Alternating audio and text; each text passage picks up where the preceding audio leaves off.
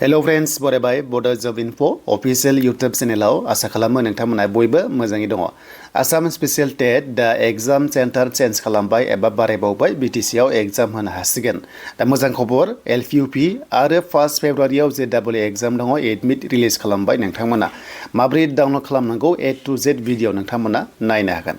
जाय नोंथांमोना बड' जब इनफो अफिशियल इउटुब चेनेलाव गोदान साबस्क्राइब खालामना लाबानो जाबाय जाहाथे लेटेस्ट साख्रिनि आपडेट नोंथांमोना बर' रावजों मोननो हायो। दा गोबाव खालामा जों थांग्रोनो एग्जाम सेन्टारा बबेयाव बारायखो जों बेखौ दायो नायनोसै। दा जोङो जेराव जोङो एप्लाइ खालामो बाव फैग्रोबाय बेनो जाबाय बर' मिडियामनि थाखाय स्पेशल टेट फैदोंमोन बेनो जाबाय नोंथांमोननि लास्ट डेटआ थ' नोंथांमोना 7 फेब्रुवारि थाबैनो खालामदो। दा बिनि एग्जाम फिस दानायनि लास्ट डेटआ 10 फेब्रुवारि। दा बिनिफ्राय नोंथांमोना लगइन खालामनांगोन एप्लाइ खालामबा अके। स' बेखायनो नोंथांमोना वेबसाइटआव फैनानै बेयाव लगइन खालामबानो मोनगोन। आरो जुदि एग्जाम सेन्टारखौ नोंथाङा एप्लाइ खालामखाबायबा चेन्ज खालामनोबा लगइन खालामनानै नोंथांमोना एडिट खालामनो हागोन। दा बे माब्लानिफ्राय जागायगोन आं नोंथांमोना दायो नटिसखौ दिन्थिनो। दा जोंहा सिगां 7था एग्जाम सेन्टार्स मोनदोंमोन नाथाय दायो बारायबावबाय बेनो जाबाय मोजाङै चान्स फैबाय जोंनि बिटिसि आव फिन खनसेबाव तामुलपुराव एग्जाम होनो हासिगोन। बेखायनो जायफ्रा सिगां नोंथांमोना बहाबा होदोंमोनब्ला बेखौ चेन्ज खालामनानै तामुलपुराव होनो हासिगोन। बेनिफ्राय धेमाजि गवालपारा कार्बि आंलं आरो डिमा हासाव बे लेभेलावहाय एग्जाम सेन्टारखौ खालामबाय बेनो जाबाय स्पेशल टेटनि थाखाय। दा बेखायनो सोरबाफोर एप्लाइ खालामखांबायबा एडिट खालामनो हासिगोन। बेनो जाबाय 2निफ्राय 19 फेब्रुवारिनि गेजेराव नोंथांमोना एडिट खालामनांगोन लगइन खालामनानै बे होनाय अफिशियल वेबसाइटनिफ्राय।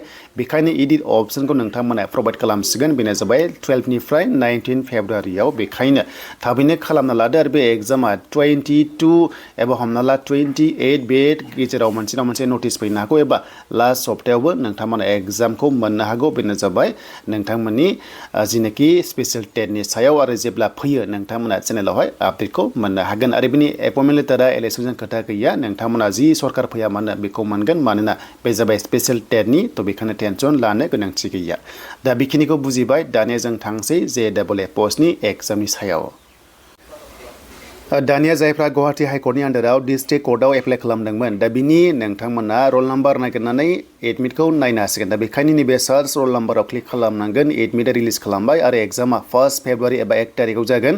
बेखायनो नोंथांमोना गावनि नाम होनांगोन बेनिफ्राय फादार्स नेम होनांगोन एक्टिभ थानाय एबा रेजिस्टार फन नाम्बारखौ होनांगोन बेनिफ्राय केपचा क'डखौ बाव होनानै सार्च खालामबा नोंनि रल नाम्बारा डाइरेक्ट बेबायदि ओंखारबोगोन आरो अके। जियानो जा बेखौ कपि खालामनानै नोंथांमोना मा खालामनांगोन बेक थांनानै नैबे एक्सेस केन्डिडेटआ बेयाव क्लिक खालामनानै स' बेनिफ्राय रल नाम्बारखौ बाव होदो नोंथांमोना बेनिफ्राय बार्थडेखौ होनानै केपचा क'डखौ होनानै सार्च केन्डिडेट होनाय लोगो लोगोनो नोंनि एडमिटआ श' जागोन आरो नोंथाङा एडमिटखौ डाउनलड खालामनानै लानो हागोन।